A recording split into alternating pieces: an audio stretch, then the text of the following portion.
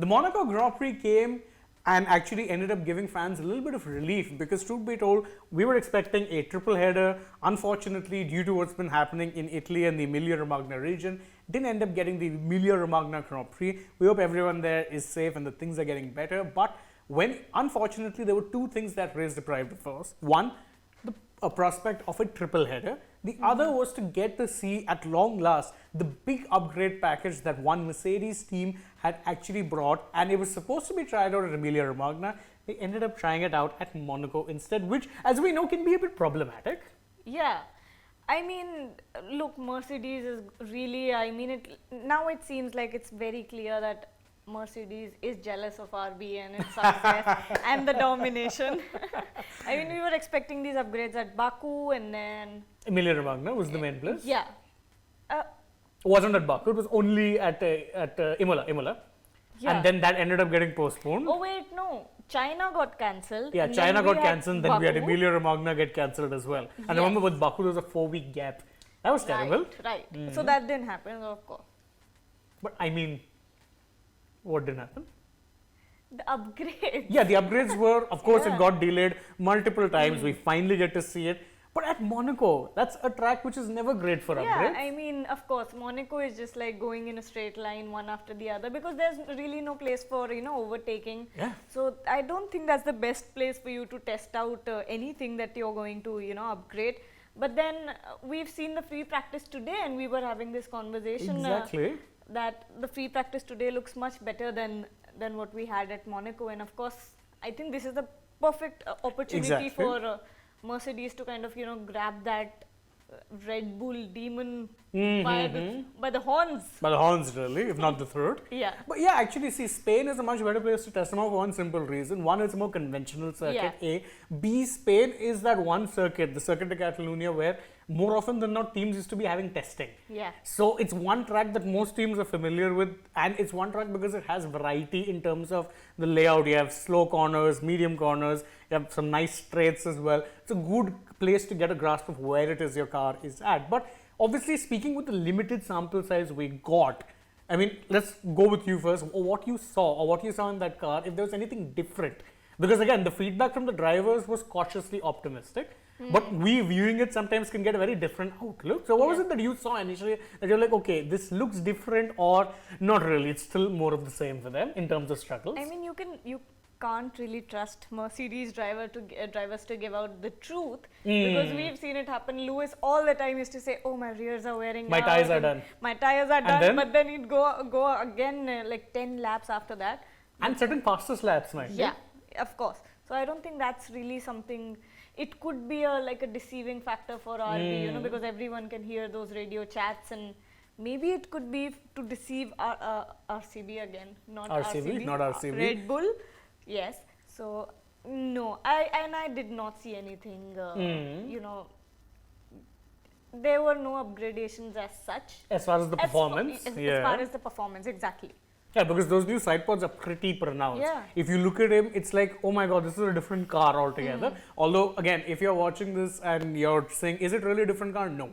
Two reasons. One, the budget cap just doesn't allow you that anymore. You can't build what was essentially called a B-spec car. Yeah. The money just doesn't allow it. So, this is just upgrades on top of the already existing chassis. The only time they'll be able to upgrade that chassis is in fact next year. Yeah. But it does draw a very interesting comparison with the direction that Aston Martin went, because if you remember, in 2022, the first year of these new regulations, Aston Martin also brought a very big change, and the most visible aspect, the side pods. What happened then? They were accused of being a Red Bull copy. Yeah. But you have to remember that when they brought that upgrade, there was no magic such a change in performance. In fact, if you remember, even then they said that this is just development for next year, keeping next year in mind.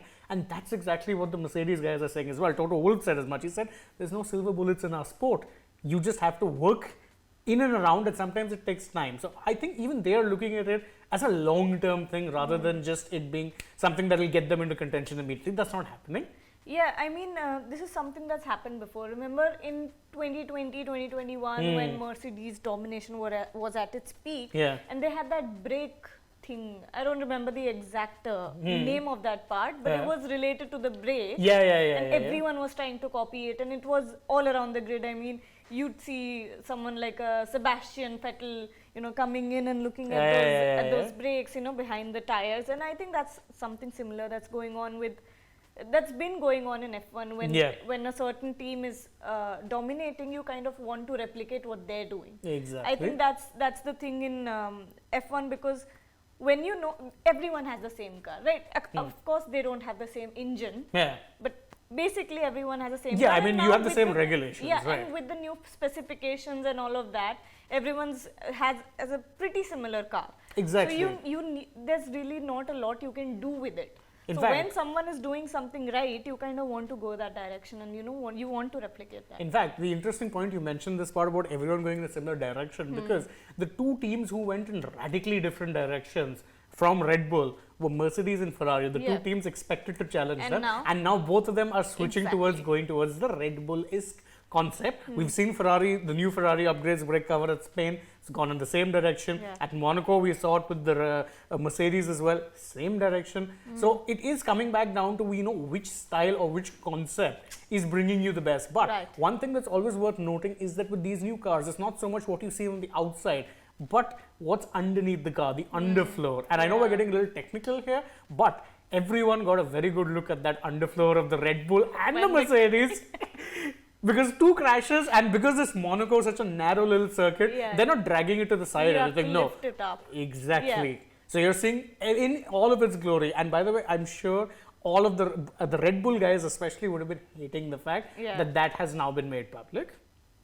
Well, I mean, yes, that was a very funny day, because I remember seeing all these memes about the Red Bull car being lifted off.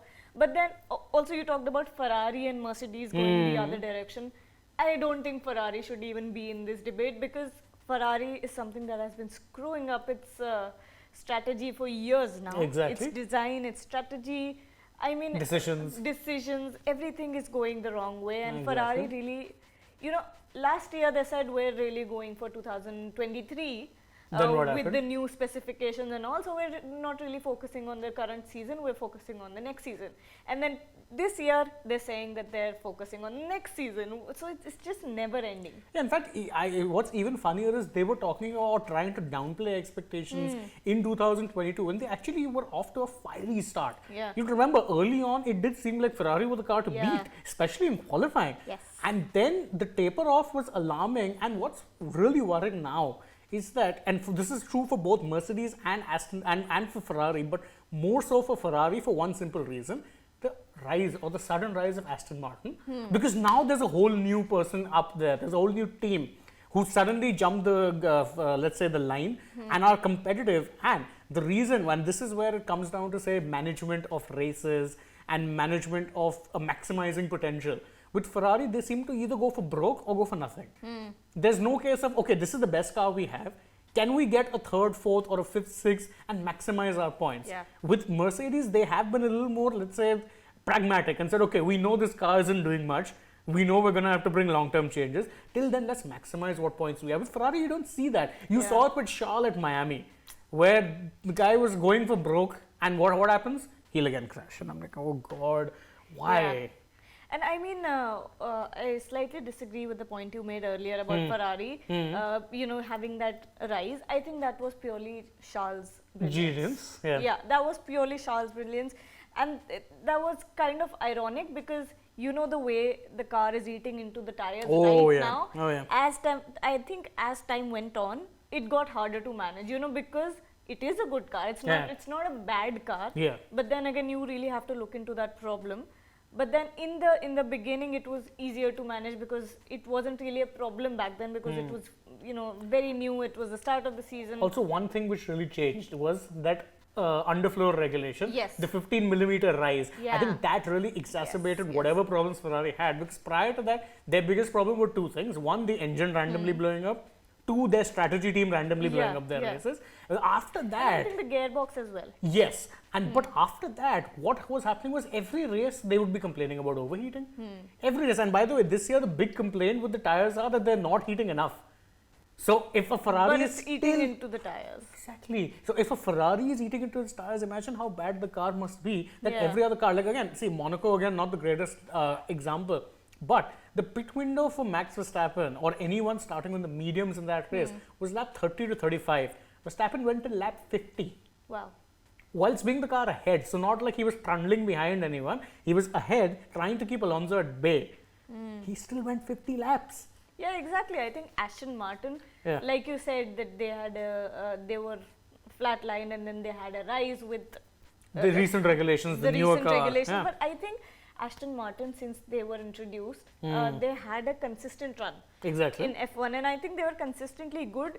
It's just that they needed one or two things to kind of Go click their way. Yeah. to make it to the front of the grid. I think they weren't too far behind Mercedes or Red Bull. In 2020, yes. Remember 2020 when the team was still Racing Point? Yeah. They had the fourth fastest car on the Yeah, grid, yeah. which is what convinced Sebastian Vettel at the end to say, okay, you know Yeah. what, I'm being kicked out of Ferrari, but I'll go to these guys. Then in 21, they kind of struggled a little bit because of the slight technical regulation tweak. 2022, they didn't get it right initially, but when they did, see what they're doing now. Yeah, Second fastest exactly. team on the grid. And I think that's why the Honda Partnership, partnership yeah. is going to go in a very interesting direction. Yeah, and by the for way, them. we've done another video on that where we Yeah. debated the pros and cons. Find that on the channel too. But coming back to the main talking point now, or rather, let's conclude this debate because again, we've gone on for a while, brought some interesting points. Yeah. But I think now with all of these teams going in the same direction, now is going to be the real test slowly but surely because Red Bull are clearly the team to beat. But again, if you had to judge between a Ferrari and Mercedes and the upgrades they're bringing, leave aside the technical aspects of it, which team would you actually bank on to give Red Bull a better run for their money? Ooh.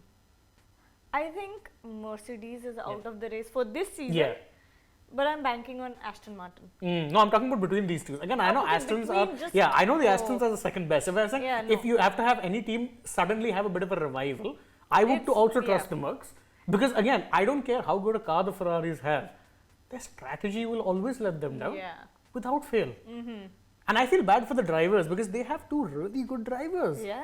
Carlos Sainz is probably one of the better, best of the rest drivers. One of the underrated. Yes. Most underrated. And Charles has world champion written all over him if he gets the Yeah. right car. And still, they're going on and on with the same mistakes. Yeah. And that hasn't changed. They're just finding new ways to, mess things up. Exactly. And that's why I think with Ferrari, the main challenge for them should be fix the strategic part of things. Yeah. Their car, Binotto out? but Binotto has already been out. Now it's next is Vasseur. Oh, Remember? Right. Again, Completely yes, forgot. again, even with Binotto gone, it doesn't seem like he's gone. Yeah. That's the thing, they're making the I same think it's mistakes. it's the head strategist. What's his name? Yeah, I'm forgetting his name. I know who you're talking about. The one He's- who worked yeah. used to work under Binotto. Inaki Rueda, I think was his I name. think, yeah. Yes, Yeah. Rueda. He's another one who I think a lot of Ferrari fans have been gunning for. Yeah. Whether or not he goes is remains to be seen. But on the technical side of things, again, yeah, I don't care how right Ferrari get it technically. They just seem to always fall behind in some way or the Yeah. other. But I think if you all, if not just you, me, all of you guys as well, need a better idea of how these work, I think Spain would be a much better testing ground. I think after Spain, we'd have a lot of clarity over this debate, and I think we should have this a part 2. A part 2, yes. Yeah. So, yes, absolutely. We'll be having a part 2, so you guys can stay tuned for that and join us. But for now, we'll take your leave. Thank you for joining us. Please don't forget, like, share, subscribe, tap the bell, leave us a comment, and also follow us across social media. If you enjoy this, also you can let us know because we'll be bringing you more such videos in the Yes. future. For now, though, from Gargi and me, it's goodbye.